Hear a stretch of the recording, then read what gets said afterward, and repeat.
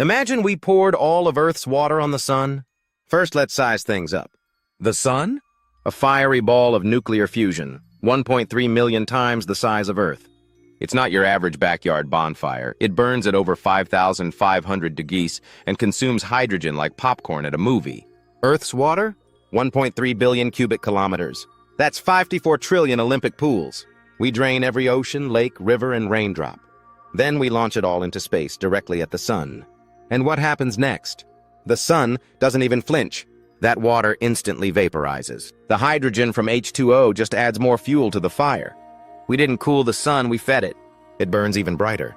Back on Earth? Total disaster. No water means no life. Oceans gone. Climate wrecked. Fish? Extinct. Plants? Toast.